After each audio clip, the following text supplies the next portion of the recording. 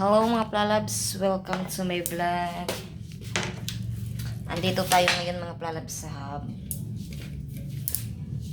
Duty muna ako ngayon kasi duty ako dito kapag morning at saka pagka afternoon doon naman ako mag-duty sa barbecuehan kasi aside sa dito sa hub meron pa kami barbecuehan kasi sinalo namin yung barbecuehan sa kapatid niya kasi hindi na sila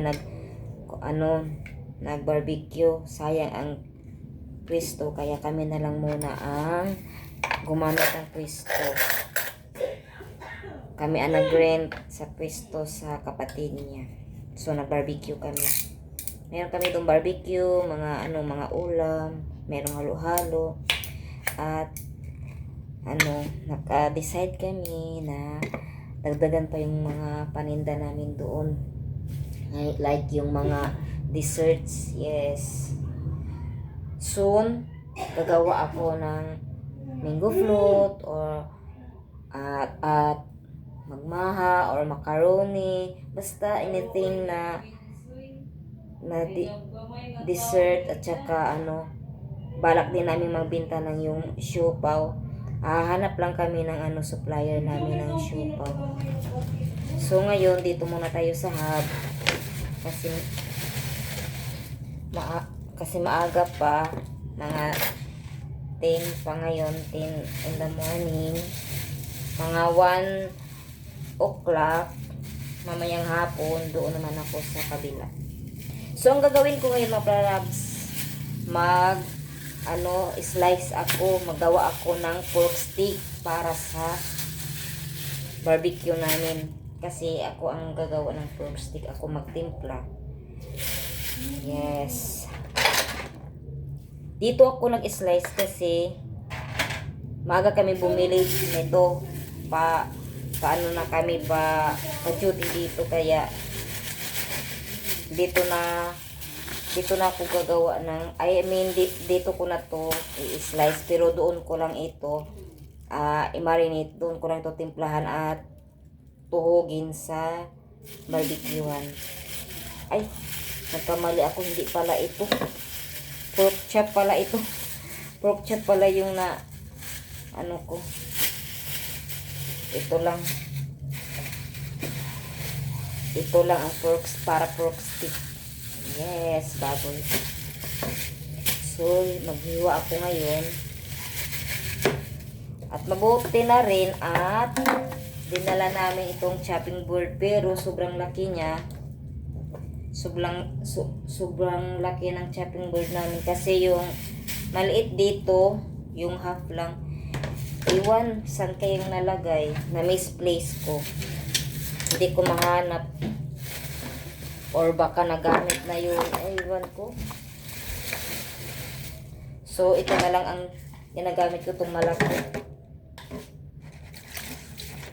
Ugasan muna natin ang chopping board. Ayan. Wala na namang tubig dito sa gripo.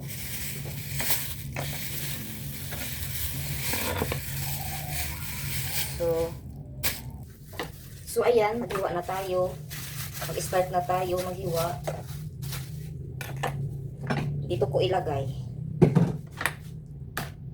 Kunin ko itong mga taba-taba kasi need pa ito pakuluan before natin tutuhugin. Para malambot siya pag tinutuhog na ito. Ano sa Tagalog tuhog?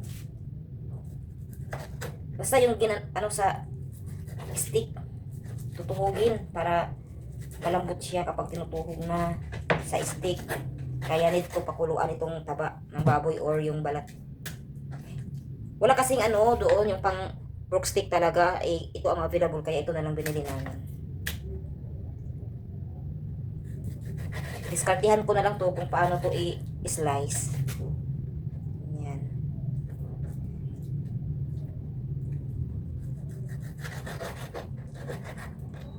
Ganito kalalaki yung sa pork.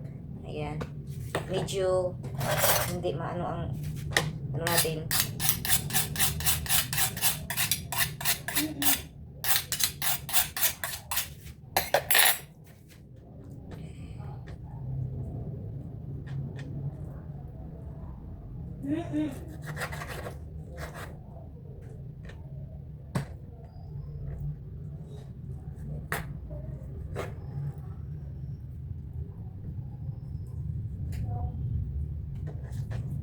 Ang hirap kapag ganito.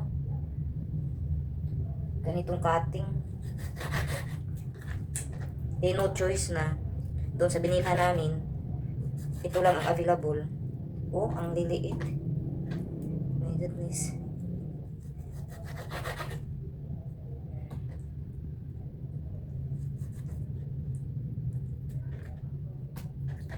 Mix and match na lang itong maliit at saka yung malalaki.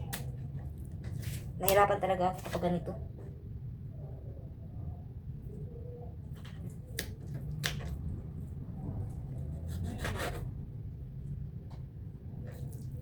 Nipis kasi niya. Mas maganda yung malalaki yung basta yung matataba. Yung basta yung puro unod na malalaking cutting. Malalaking cut niyan. Mas maganda kasi yun. Ito ang hirap. Paano ba to?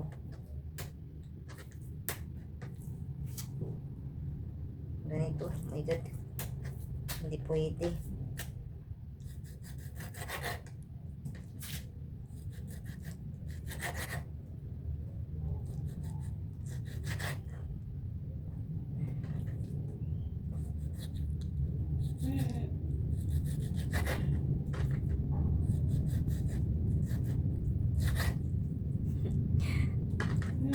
Bahala na si Batman.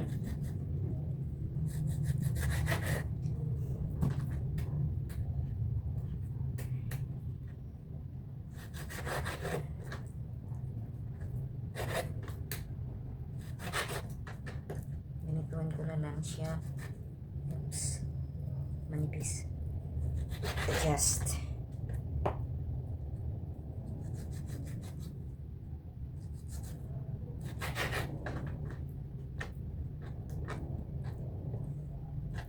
Hirap talaga kapag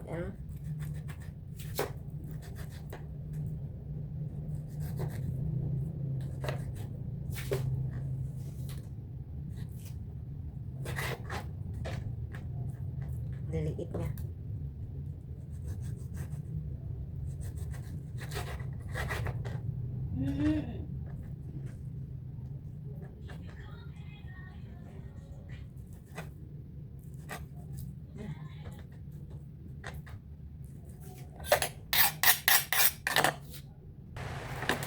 So, ayun mga pralaps. Ginat ko lang tong video dahil mahaba kung hindi ko ikakat. Matapos na ako mga pralaps. Ayan. Umuulan na naman ngayon mga pralaps. Narinig nyo ba? Malakas ang ulan sa labas.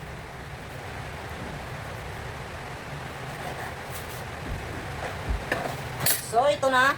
Ito na lahat mga pralaps. Oh. Worth 314 ito mga pralabs. Ganito lang kadami. My God, mahal talaga. Itong itong balat niya, yung taba, pakuluan nito mamaya mga pralabs. Kunti lang mga pralabs, 314. Ilan lang kaya ito ang matuhog.